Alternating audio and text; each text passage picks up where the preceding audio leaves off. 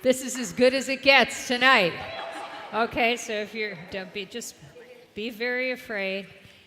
We got really, really great questions. We talk about the 5 essentials, right? We talk about the 5 essentials around here. But there's a scripture I think that I want to start with, and it's on the screen. Let's say it together, okay? Because I think this is really where we're going tonight. And so go. Trust in the Lord with all your heart, and do not lean on your own understanding. In all your ways submit to him, and he will make your path straight. Ooh, yes, Proverbs 3:5. And this is the reason why I think that this is where we're going tonight, is because when we talk about the 5 essentials, we're really not talking about 5 essentials. It's kind of like 4 essentials under a big essential umbrella called Jesus, right? We put Jesus as number 1. But really, it's through, let's go back to that other slide for a second.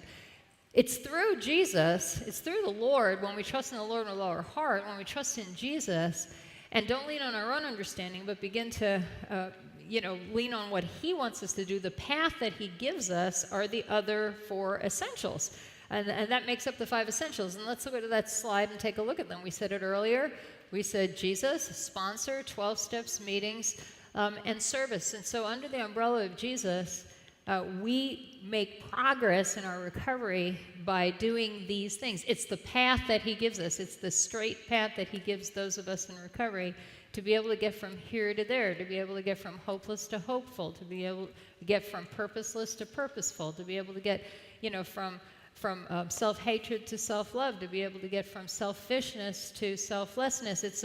It's from poor relationships to good relationships. It's the pathway that he gives us are those essentials. And so I thought that our Askit basket tonight, why don't we just do that, right? Why don't we just ask about those things? And you guys really came through because oh my gosh, there's all this stuff and I really don't even know what to do with it. First, I think what we can do though, you know who I am. I want to make sure that you know who all these people are. And so let's introduce ourselves in our area of recovery. I'm Amy. Uh-oh. Hello. Hi. I'm Amy, and I'm in recovery for codependency and myself, and I choose recovery. Hi, Amy. I'm Rochelle. I'm in recovery from drugs, alcohol, and codependency. Hi, Rochelle. And I'm Tom, and I'm in recovery from alcoholism and sexual addiction. Hi, Tom.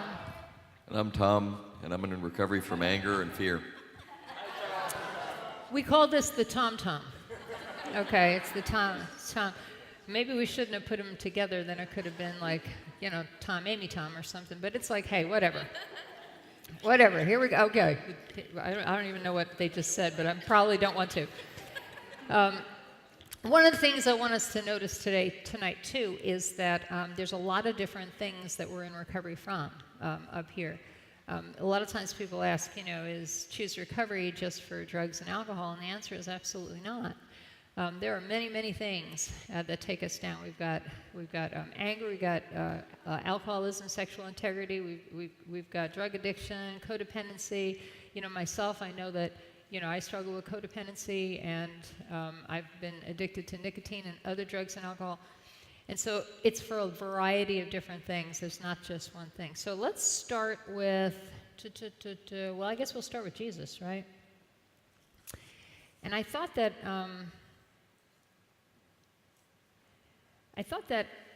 since Jesus is so important, obviously, I thought maybe I could just take, and it's really interesting because we only got 2 questions about Jesus. I want to talk to you people, okay, because you know about Jesus, and I need to know, okay? I need to know. Okay, the 2 questions I have here, and they're good ones.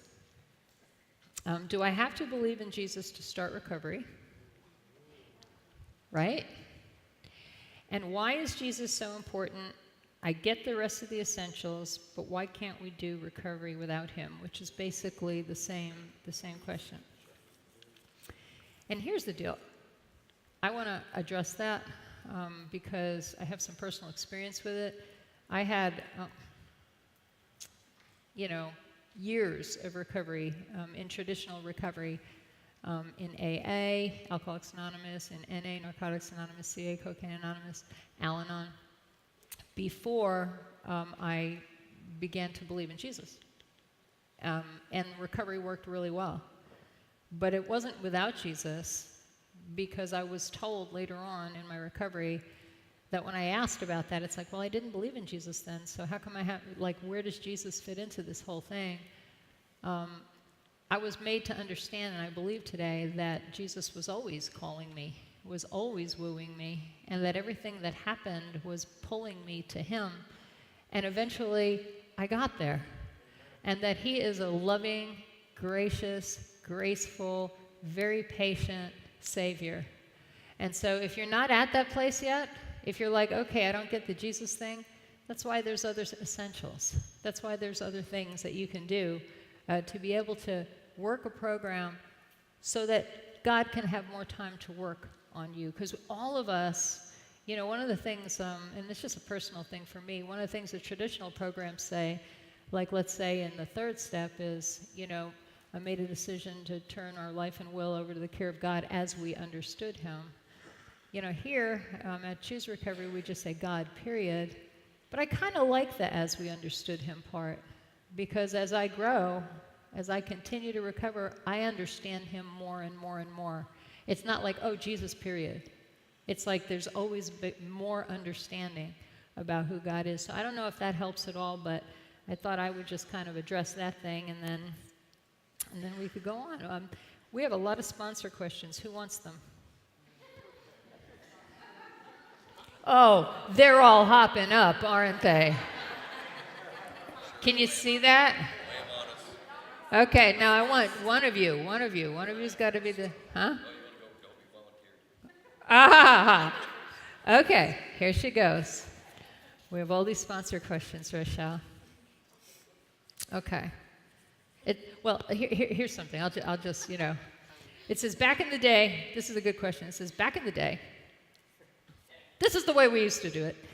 Back in the day, they used to ask people that could be a sponsor to stand or raise their hand. Can you do that again, please? And the answer is, yeah, of course we can do that again. In your group, when you go to group tonight, just ask, you know, the people in your group, you know, whether or not there's anybody there who's willing to be a sponsor, and they will be glad to do that. I think that's a great thing for groups to do, so group leaders, you can do that if you want. Okay. What is a sponsor? How do you get one? When do you know you will need one? Do I really have to do what they say? Here's an honest person. Do I really have to call them every day, write down my feelings for them? Really? That's what it says. Okay. Well, I'm putting the inflection in. And here's a good one.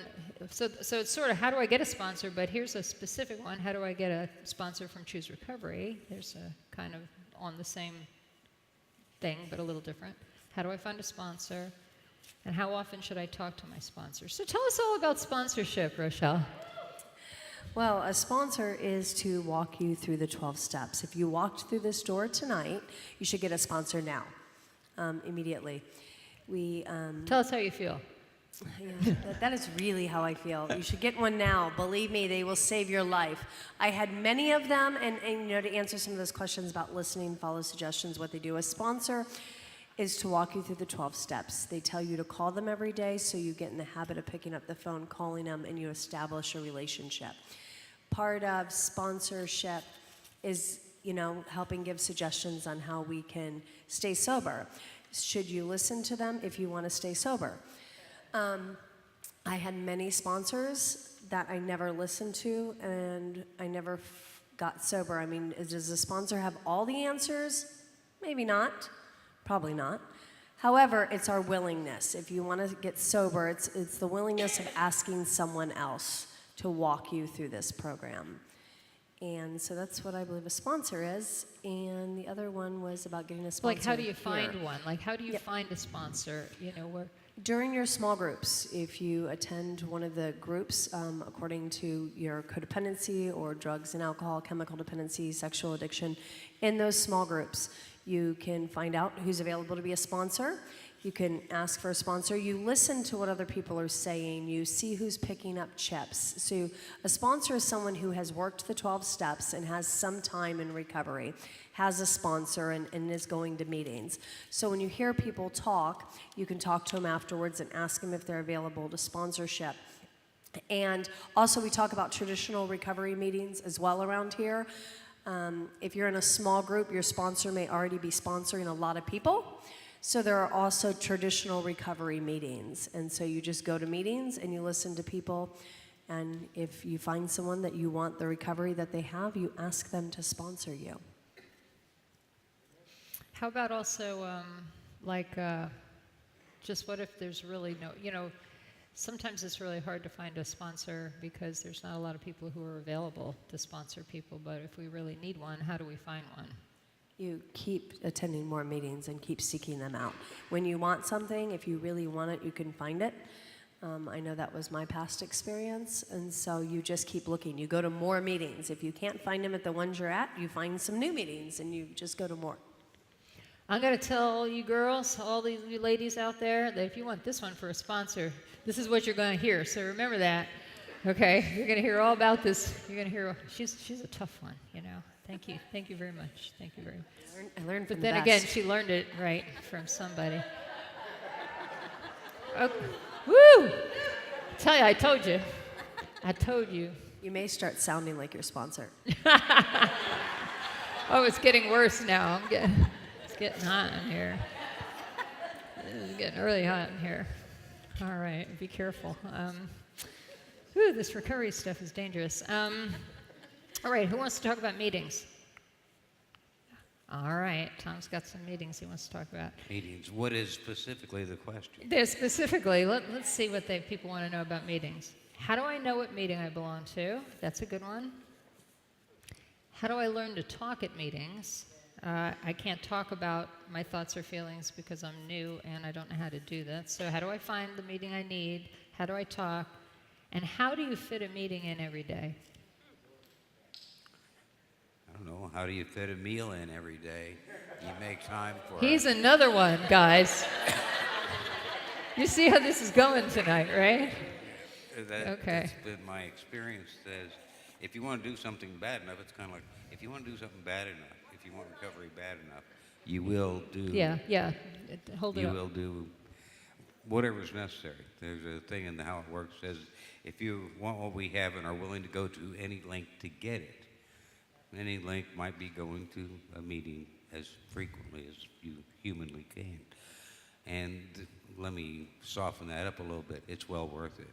And it helps to answer the other question. You know how you learn to talk at meetings? You go and listen at meetings.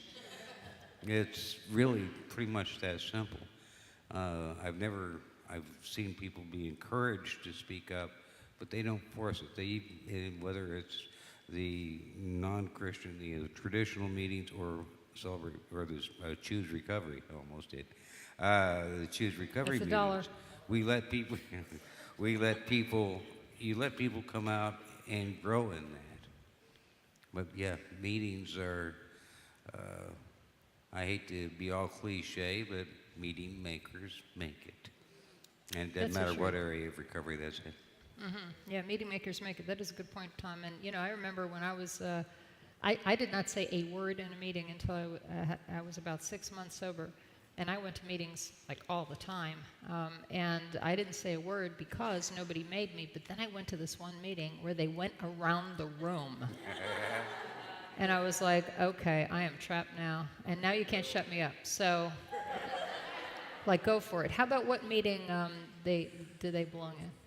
I think that would be, if you're new, I'm assuming, dangerous word, that you've been to Choose Recovery 101. And if not, that's a good starting point. And then ask. You see people with Choose Recovery shirts on, and be willing to maybe not give out your whole path, but what brought you here? What made you come here? And you start with that group. And the thing of it is, if you go to a group and it just doesn't seem like it's quite the right fit, That's okay. This is not a lifelong contract here. You can change groups until you find it. By simply showing up and going to the one that seems right, you will probably find where you fit in best. And you'll find, where you're going to find the most help for what brought you here. That's awesome. That's awesome. Absolutely. Thank you, Tom. I think It's that's also good. a great question for your sponsor.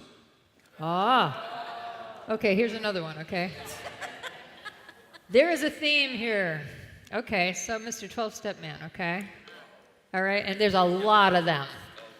Okay, there's a lot of them. And some of them are really very good. Like this one. Do I get a certificate when I finish? Is it suitable for framing? Yeah, yes, if you make it. Buy the computer program that makes them, and you can have as many as you want. Okay. Here's a couple of them that say basically the same thing. How do you know that you're not just going through the motions, but you're really growing when you're working the steps? And I think that's a really good question, right? You want to know that you're going forward, that you're not just like checking a box or something. Oh, boy, you gave me the hardest question. Okay, yeah. I know. Yeah, Now, absolutely. what's happening in your life? Where is there fruit starting to show? Are you starting to get fruit buds on your tree? Are you working with your sponsor?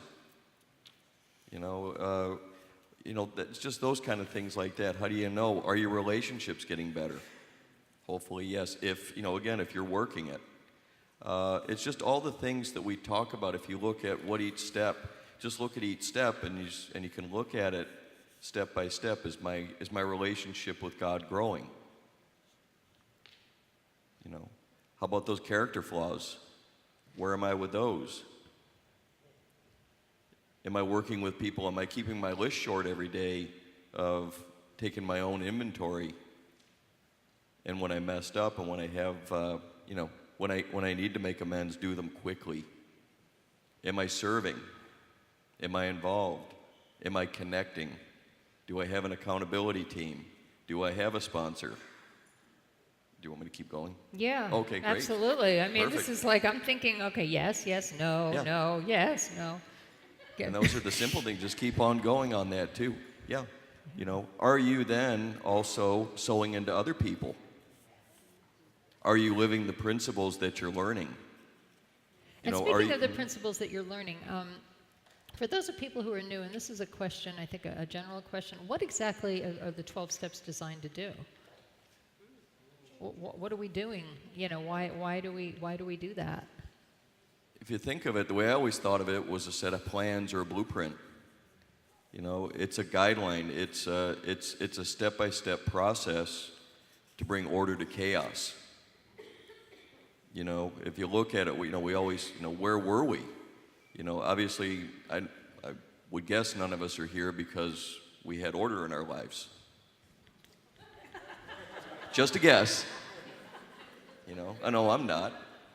And, that's just it. The other thing is, we live in community with others. God wants that for us. One of the things the 12 Steps does for you is brings you into community. It brings you into a support network. It gets you around people that, when life on planet Earth goes on, even as you get into recovery and begin to recover, things still happen. Yeah, that's the truth. So, okay, life is going good now, and you see it so often, it's like, okay, I can kind of slack up, I can kind of back off, I can, take my foot off the gas pedal. And then all of a sudden, we discover we still live on planet Earth. Right? And it goes on. So what do we do then? What do we fall back on? Before I came into recovery, I didn't have anything to fall back on but me. And that was a disaster. Now I've got something much bigger than me. It gives, it's another thing that it just gives us something much bigger than ourselves. Here's a good question, too, to narrow it down a little bit. We have a lot of people who have done step studies and who graduate from step studies, and step studies are so very, very important in our recovery. It's great to get together as a group and to go through step books and such like this, but this is a great question. Why do I have to do the 12 steps with my sponsor if I already did them in a group? And I think this is a really good question. I think it's a question that's a kind of a common question too, especially since we've got, a lot of different generations of Christian recovery here at Grace Church particularly. And, I know my version of the answer of this is it's great. I mean, if you've done them in a group, that wonderful. Hopefully you've had a sponsor. You've gotten a sponsor during the times that the group tells you to get a sponsor and have done the things with your sponsor that the group has told you to do with your sponsor when you were in that group. But one of the things that the group does not do that a sponsor does is a sponsor allows you with each of those questions, allows give and take on conversation about those questions, while the group in the step study only allows you answering the question, not feedback on the question from other people.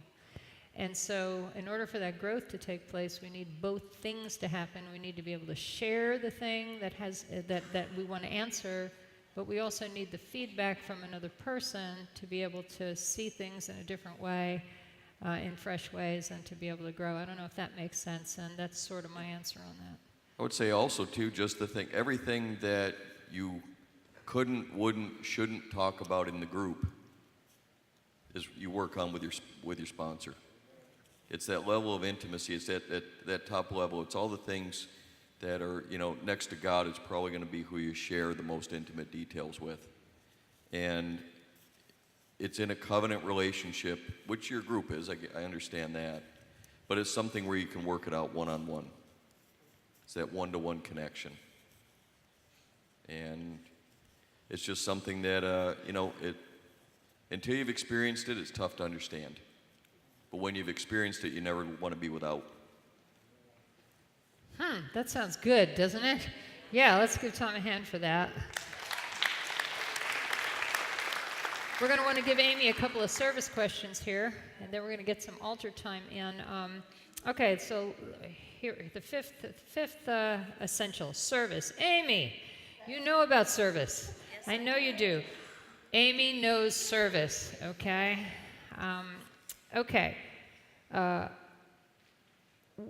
What is considered to be service? How important is service? Does my service have to be here, recovery related? Can service be somewhere else other than in recovery rooms? Is there such a thing as too much service? You notice nobody has asked, is there such a thing as too little service? Just saying. But, a lot of service questions. Does that kind of give you a... Sure. So service, I feel, is very important. First of all, it gives you a chance to be in the community, which all of us in this room are a community. So by doing service, you're able to connect with people that you may or may not normally connect with.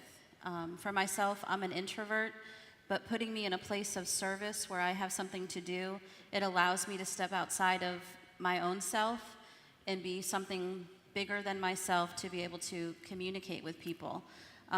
Does it matter what you do for service? No. Saying hello to somebody, you are being of service to God's kingdom. And you're greeting someone who, that might be the first hello that they've heard all week, all day. Maybe, the first friendly smile that they've seen in a lifetime. You never know the little tiny thing that you do. Standing at the literature table, serving a hot dog, opening a door, passing out a pamphlet. It really can move mountains for somebody who's having a really bad day. Do you have to do it here? No, but why not? If you're going to do it somewhere else, why not do it here?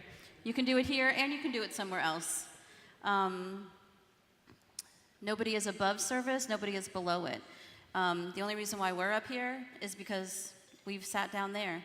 So the roles are reversed in this ministry, and that's what's so great, is you don't have to be here for 5 years, 5 days. You can be here for 1 minute, and we'll find something for you to do. And chances are we will.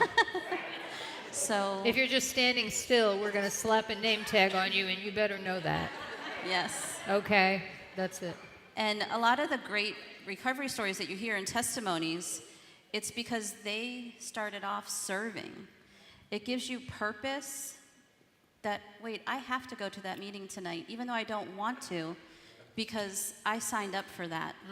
And then once you get here, your friends, a smile, a handshake, whatever that looks like, God in this case, it opens up your heart and your soul to receive that healing that you so desperately need. So it's not about service, that we need you to do something or we want you to.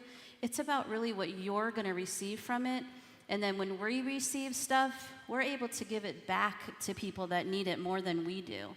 And I think that's the biggest part about service work. Oh, yeah. Oh, yeah, that's awesome. Thank you, Amy. Let's give these guys a hand. This is tough to answer questions when you don't know what it's going to be. So thank you, guys. Really appreciate it. It is awesome. The band's going to come up. We're going to spend some time. There's a couple other questions here. These are interesting. Thought I'd touch on them, and then I wanted to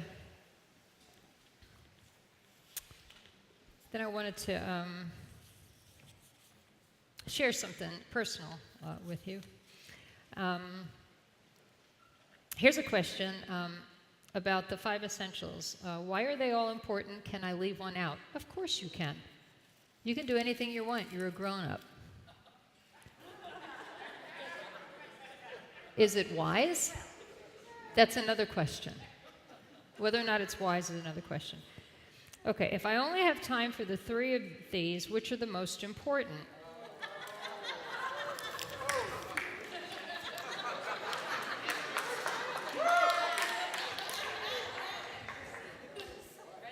Yeah, any of them. Go ahead and, fine. I mean, there's no rules here. There's no rules here. The point of what the path that Jesus gives us for recovery is not the rules of checking the box of what we're doing. It's the thing that is most likely to give us success and move us ahead and break the chains of our addictions, afflictions, and compulsive behaviors. I'm going to leave this one alone because it's long. But I do want to share something with you.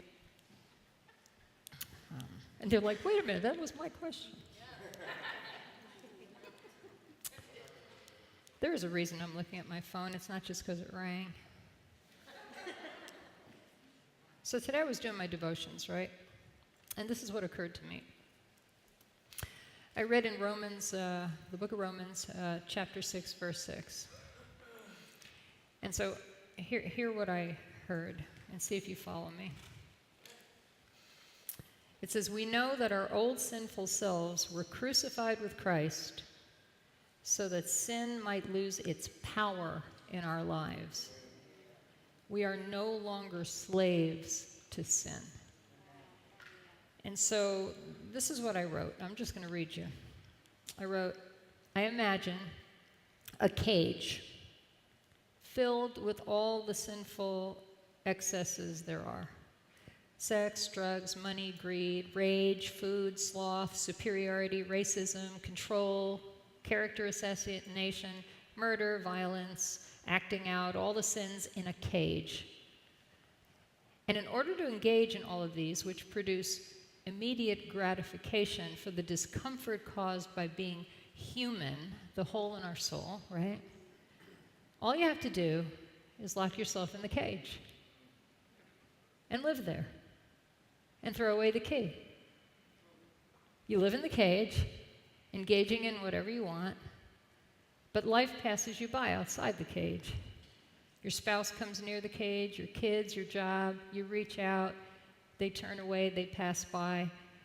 Your jobs pass by the cage, you reach out, you do the thing, they pass by, another one comes by. They all gather around the cage and then they pass by as you're inside. They're coming and going in freedom as you're inside the cage. And to get out of the cage, 2 things need to happen. First, you need to ask for freedom, somebody to save you from Jesus. And if you do that, if you say, Jesus, I want you to free me from the cage, he'll do it. He'll give it to you. He'll give you that freedom the minute you ask. He'll unlock the cage.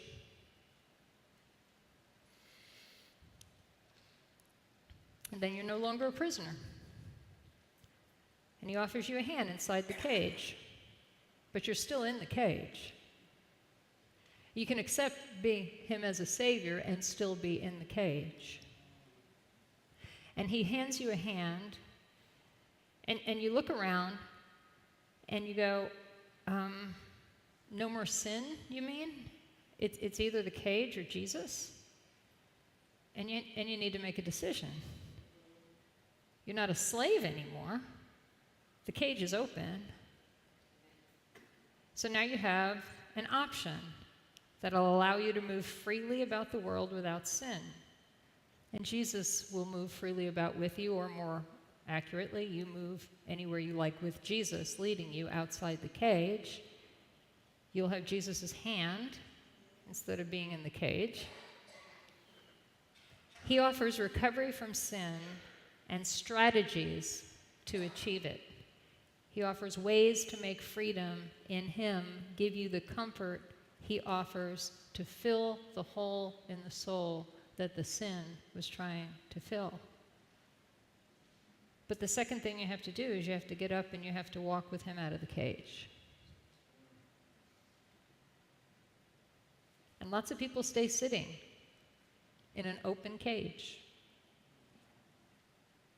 The cage is sin, thinking that they're trapped, making excuses when they're no longer slaves to sin. Jesus has offered us a way out. And that's what we've been talking about tonight, is a way out of our misery and our slavery. The 5 essentials are that. So no, you don't have to do anything. But if you want to get out of the cage, we have a good, good Father who offers us a way out. And that's what we're talking about tonight, is saying yes and getting up and walking out with him out of that cage. So the altar is open tonight. If any of this touches you, come here. Raise your hand if you need somebody to pray with you, and we'll come and we'll pray with you. So the altar is open tonight.